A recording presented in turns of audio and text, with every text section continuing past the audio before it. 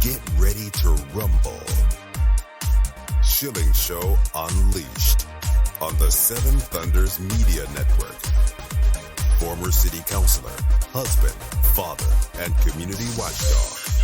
Your host, Rob Schilling.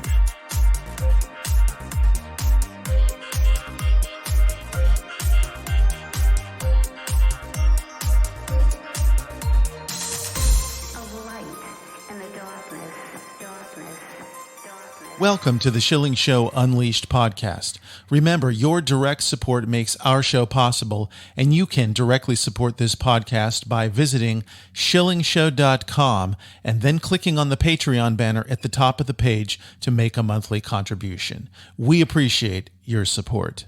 The Schilling Show Unleashed podcast welcomes Jay Budziszewski, a professor of government and philosophy at the University of Texas at Austin, and author of the new book, How and How Not to Be Happy. And Jay, welcome to the Schilling Show Unleashed podcast. Thanks. I'm glad to be with you. This, to some people, would be a can of worms, and I love how you handled it in the book. But why write on happiness? That's a difficult subject. Well, it is a difficult subject. One of the reasons it's difficult is that people have been burned by trying to be happy in the wrong ways and ending up miserably unhappy, and they don't necessarily want to talk about it. So I'm trying to go through some of the mistakes that we make, as well as some of the things that we can learn about what to do, and make sense of it. I'm trying to be user-friendly. I'm sensitive to the alarms that some of my readers might have, but I'm trying to speak frankly to them too. Let's talk about why people don't want to talk about it. What was the hesitance that you encountered in speaking with various people? Well, there are various reasons for hesitance. One is that, as I mentioned, some people are already desperately happy, and you would think that would motivate people to want to talk about it. Yeah. But sometimes it motivates them in the opposite direction. They say happiness is useless. You can't be happy. We should stop thinking about it. I'm going to stop trying to be happy. I'm not going to consider the path to happiness.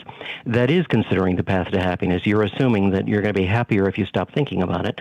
And I think we need to think a little bit further. It's true that you shouldn't be obsessed and always be asking yourself every second, am I happy yet? Am I happy yet? But we do have to give some commonsensical thought to this. Another reason is that sometimes people don't want to hear some of the specific parts of the answer. They may have been pursuing wealth with all their heart and think that's the solution. Very few people will admit to believing that wealth is the path to happiness, but a lot of people in fact do believe that, or they believe that power or responsibility is the path to happiness. How many people do you know who will say, "Oh yeah, I want power, that'll make me happy"? But on the other hand, people are always saying, "I want more responsibility, I want a leadership position, I want to be in management." Of course, this power is an issue. There's a grain of truth, and this is another thing that makes it difficult. There's a grain of truth in all the wrong answers. Otherwise, they wouldn't be plausible. So, sorting out the grain of truth from the chaff can be sensitive. It can be a little bit difficult. It can alarm people. Jay, I love that you brought in the Declaration of Independence early in the book and the importance of the pursuit of happiness to the founders. Where did that come from? Well, I believe that Jefferson, who was the one who introduced that phrase, probably got the idea, although not the phrase itself, from a French natural law thinker named Budziszewski. The idea that the end of human life is happiness, is flourishing, is fulfillment, has been around in Western philosophy for years and years and years. So Jefferson didn't invent this. Budziszewski didn't invent this. They were just plugging us into a very, very long tradition. You notice that he didn't say we have a right to happiness. He says we have a right to pursue it, and that doesn't mean a right to pursue it by all means. If I think that I'd be happier by shooting my neighbor, I can't do that. But we do have certain rights to the things that are necessary for human beings to do in order to pursue the virtues and perform their duties and seek happiness in appropriate ways. It must be very difficult because if you asked a lot of people, you'd get different answers. But how did you settle upon a definition of happiness in the first place? Well, I confess that I haven't been original here. There's been centuries and centuries of discussion of this, going all the way back to Aristotle. Aristotle had said that happiness, he got one thing absolutely spot on, and all the classical thinkers would have agreed with him on this, and that is that happiness is not a feeling. Happiness is not something you're feeling, but something you're doing. It is an activity. Well, what activity? When it comes down to it, he says, well, it's living well and doing well, and that sounds pretty vague. But without knowing what makes you happy, we can characterize that a little bit better. We can say, if you had something that was fleeting, here today and gone tomorrow, we don't ordinarily call that happiness. We just call that feeling good today, being in a good mood. If something leaves something to be desired, if it is incomplete, if it is shabbily vulnerable, if it can be easily destroyed at the whim of other people, we wouldn't call this happiness. So we can gradually build up an idea of what human flourishing is, what it is for us to thrive, and what it is for us to thrive. Of course, we're rational beings. We are beings that have souls, that seek meaning, and we're not. What it is for us to thrive is not the same as what it is for a tomato plant to thrive, or for a dog to thrive. And so we have to think about those things. Do different cultures view happiness differently? I'm not sure if you went there in your research, but it would seem to me that there may be some of that. I didn't go into that in the book, but it is true that different cultures tend to make different assumptions about happiness, just like different people do, or different subcultures within our own culture tend to make assumptions about this. In certain strata or social classes or occupational groups in the United States, you'll find that people are more interested in, some people will say, I think happiness lies in having meaning. Some people will say, I think happiness lies in responsibility. Some people will say it lies in meaningful work. Or it lies in love. It just as people disagree, there are different, and just as even in the United States, emphases on different possible answers, different candidates for the answer have shifted over time. So you see this kind of variation among cultures and among generations. For instance, 3 generations ago, many people might have hesitated to say happiness is the same as pleasure. I'm seeking pleasure. Hedonism is very fashionable today. Many of my students would have difficulty imagining that happiness could be anything else than just having a good time. So these kinds of things can vary over the generations, over the cultures, over the occupation groups too. It's interesting when we look back on old photographs and people weren't smiling and they seem to be unhappy. Was that a change in just how people portrayed themselves? Would they have considered themselves happy with those dour faces and the way they were pictured? I've actually thought about that. I don't discuss it in the book, but I've wondered about that too. They do look dour. I think that they thought that was a dignified way to look. We grin obsessively, and sometimes we even look silly. I wonder whether in 200 years, when people have adopted more serious, perhaps, styles of dress, more serious styles of demeanor when they're having their portraits taken, whether people will look back at us and think, were they just a bunch of giggly, silly people? But to giggly, silly people like us, they look dour. Yeah, I don't think that they were. There were certainly sources of misery in the lives of some people several centuries ago. There was a lot more disease. There was more destitution than there is today. But I don't think that the overall total of human happiness changes a lot from generation to generation. Even though we have less disease today, you notice that people are more hysterical about the possibility of getting a disease. Even though we have greater wealth now, people demand more wealth, and they consider themselves deprived if they don't have every little dollar that they want. So I think that those people probably did have lives roughly as satisfying as most of us. That's just a guess, because I can't talk with them, and there's no way to be sure. But we can read their correspondence, we can read the books that they wrote, we can read their own reflections on happiness. We can get some ideas about this. I don't think that they were miserable and dour all the time. Does happiness have a physiological benefit? Have we done any research and found that people are better off because they're happy? There has been some research about this. I think that feeling good, not having a lot of stress, does have health benefits. It's not something that I'm a great expert on. I wouldn't say that's the reason for seeking happiness, though.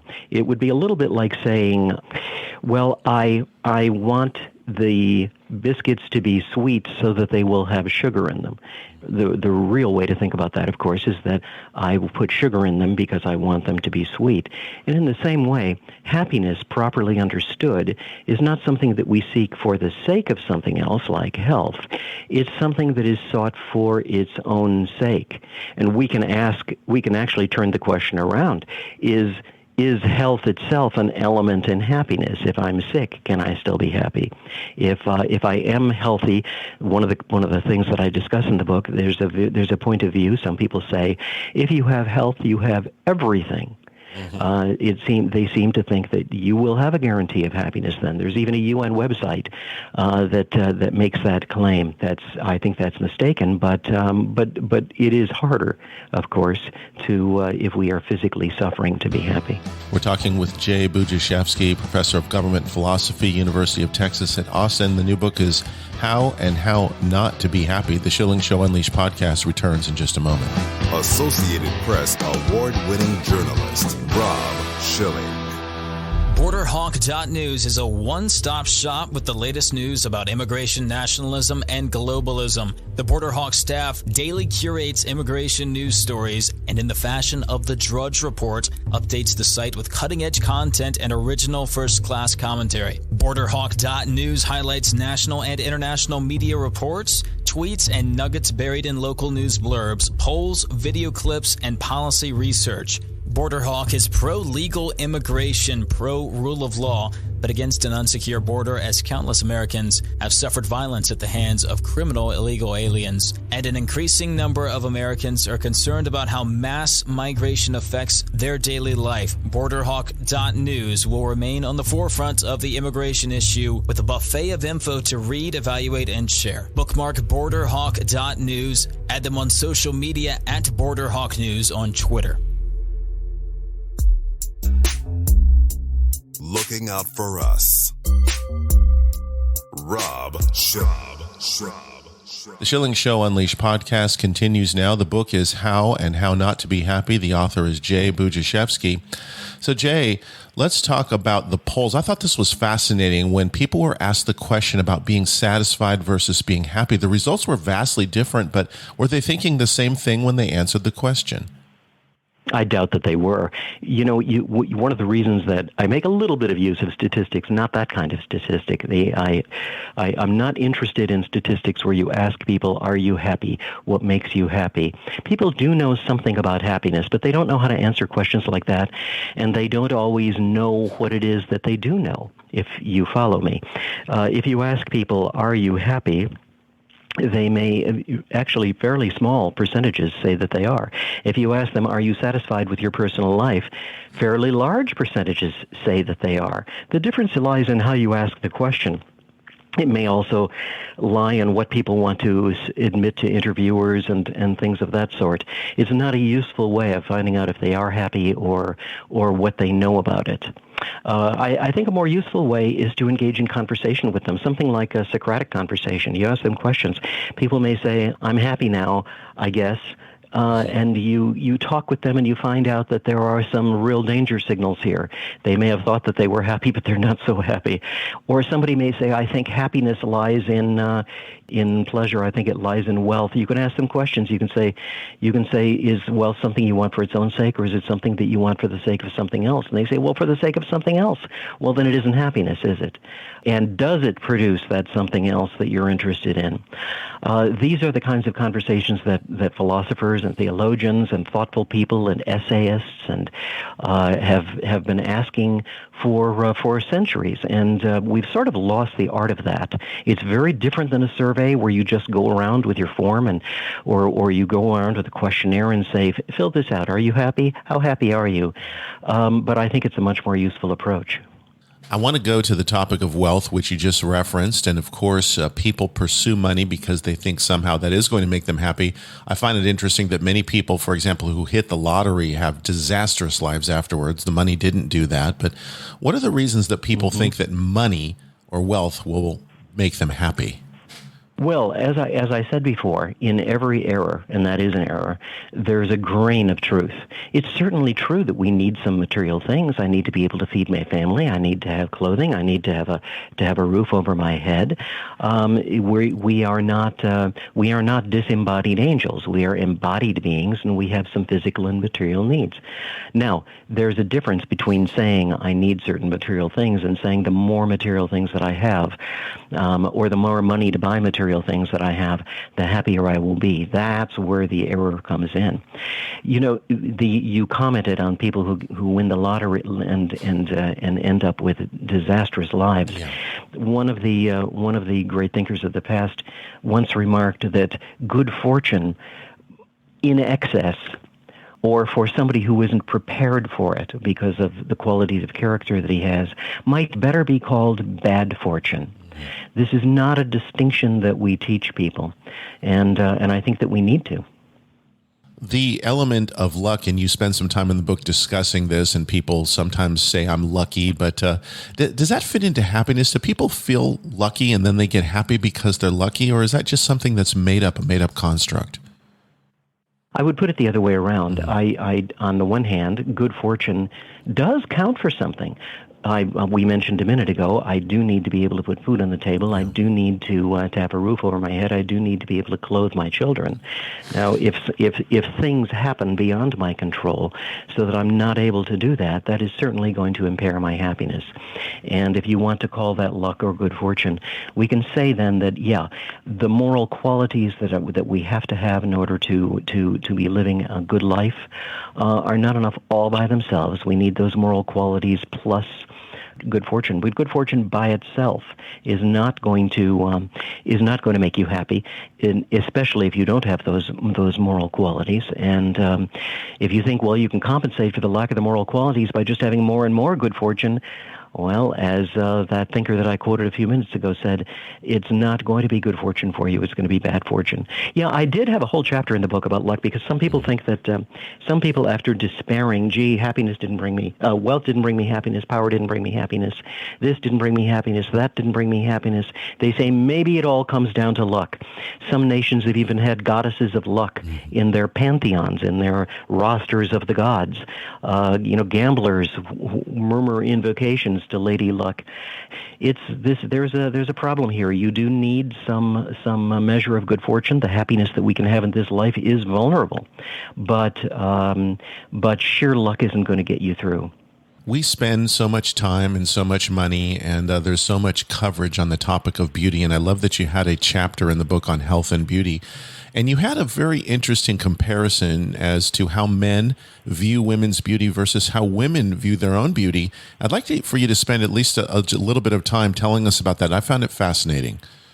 Yes, it is curious that now I'm not a woman, and I rely on my female informants to learn about this.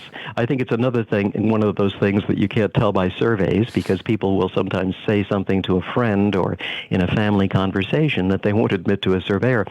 But men often have idealistic aspirations for who they want to marry. Instead of thinking, will this person be a good mate? Will this person be a good wife?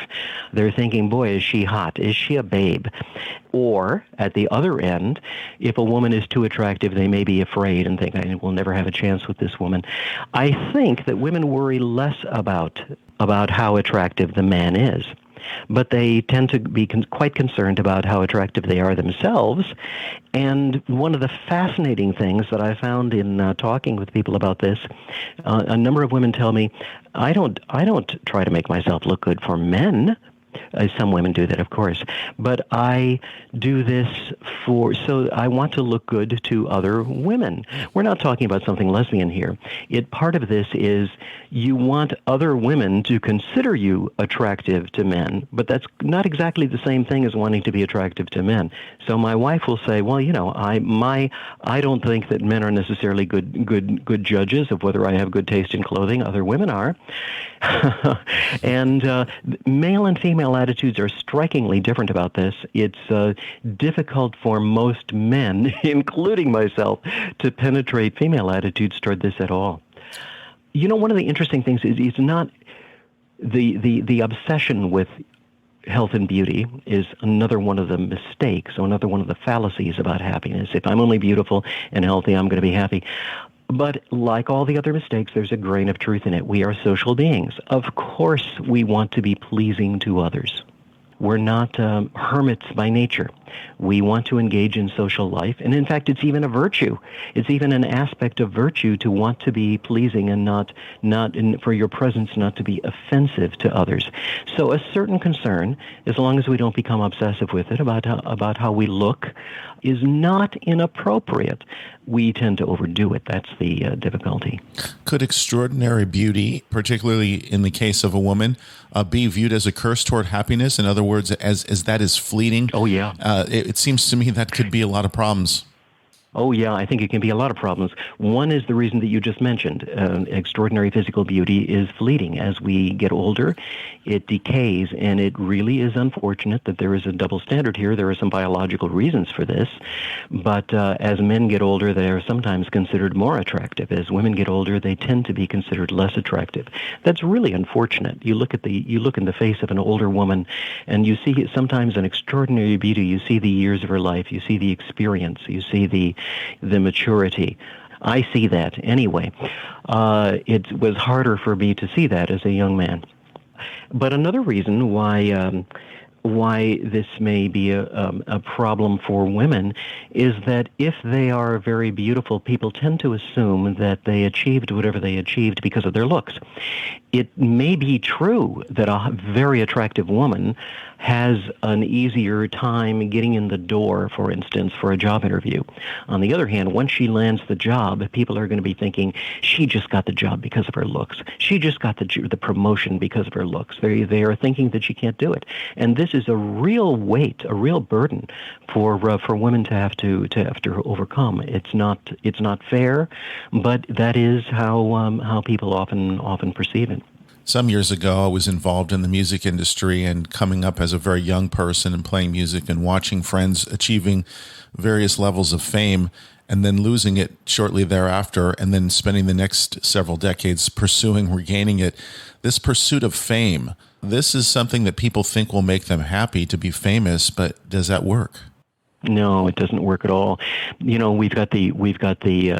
amazing the lengths to which people will go to become famous, even silly kinds of fame. I want lots of likes on Facebook or something of that sort.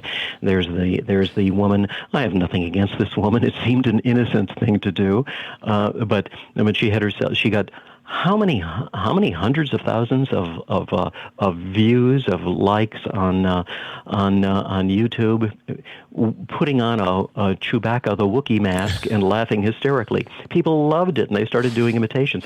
Other people will do things like some teenagers had themselves filmed going into the grocery store, into the freezer section, opening up the ice cream, licking it, saying to the camera, I've been tested positive for COVID, closing it and putting it back in the case. Sheer attention. There's the famous pop star, whose name I will not mention, but who had herself videoed riding naked on a wrecking ball. I can't read lips, but people who read lips say that she was mouthing to the camera, pay attention to me. Pay attention to me. Now, the craving for attention has not made those lives happier. It has ruined, it has distorted, it has ruined those lives. Now, again, it's not wrong for us to want to be, we don't want to be invisible to other people. We are social beings. We need to be visible to them, to recognize them, to be recognized by them in order to form friendships, in order to participate in all the healthy routines of social life. And so that's why it's so easy for us to go wrong about something like fame. You know, it's interesting, and you bring up Mother Teresa in your book, and you think about where she was and where she put herself, and she certainly had some element of fame, if you want to call it that. I mean, people knew who she was, but was she happy putting herself into the most miserable situations in the world? Well, there are two sides of this. There are times in Mother Teresa, I think that she was happy serving others. I think that she saw herself as serving Christ. Yes. And I think she was, in fact, in serving starving people, sick people. On the other hand, she did have periods in her life, and all the saints talk about this, where God left them without any special support, and they felt bereft. And this is, some of the saints have said, this is a kind of a spiritual exercise. God is teaching you to depend only on Him and not on your circumstances. And I think that was the attitude that she took toward it. So she wasn't always feeling good. And there were periods of what has been called the dark night of the soul. But I think that she was living a good life. I think she was flourishing. I think if you had asked her, she would have said, and she would have said with understanding, she wouldn't have been making it up, yes, I am happy. I want to take it to another level there, because can you really know what happiness is without a contrast? And you talk in the book about suffering. And so can people just be happy all the time, or do they have to have contrasts in their life? Well, I don't think contrast makes you happy, but I think that it is true that in this life you will never have a continuous up with no down. If that's what people mean by happiness, and you're saying you want it in this life. Now, look, I believe that it is possible to experience that, not in this life, but in the vision of the face of God Himself. And I do talk about that in the very end of the book, and I promise my God-phobic readers, my readers who don't want to discuss anything religious, that I'll put it off until the very last chapters. If they want to, they can read right up to that point and then stop and not get the punchline or the solution to the mystery of the novel. But in this life as it is today, the greatest happiness that is attainable, we need to be realistic. It can be reasonably called happiness, but it is fragmentary, incomplete, vulnerable. It is not a continuous up with no down. And if we are expecting that a continuous up with no down, it will make us more unhappy because it will be continuously frustrated. Jay, if people want to get a copy of your book, How and How Not to Be Happy, or if they want to follow you online, tell us how they can do that. Well, if they want to get a copy, they can get it the same way that they get any of their books. If they prefer online booksellers like Amazon, they can do that. If they like to go to brick and mortar bookstores, any brick and mortar bookstore, even if they don't carry the book, they can order the book. It's How and How Not to Be Happy. You asked how they can follow me online. I have a website. It's called The Underground Thomist. That's spelled T-H because it comes from the word Thomas. Thomist, The Underground Thomist, and I blog there. And I've got articles there and links to my books and all kinds of other stuff.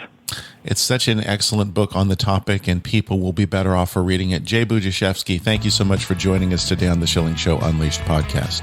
Well, thank you. I've enjoyed it. That concludes another edition of the Schilling Show Unleashed podcast. Visit us online at schillingshow.com, where you can directly support this podcast by clicking on the Patreon banner at the top of the page and making a monthly donation. Your support is essential for the continuation of the Schilling Show Unleashed podcast. Until next time.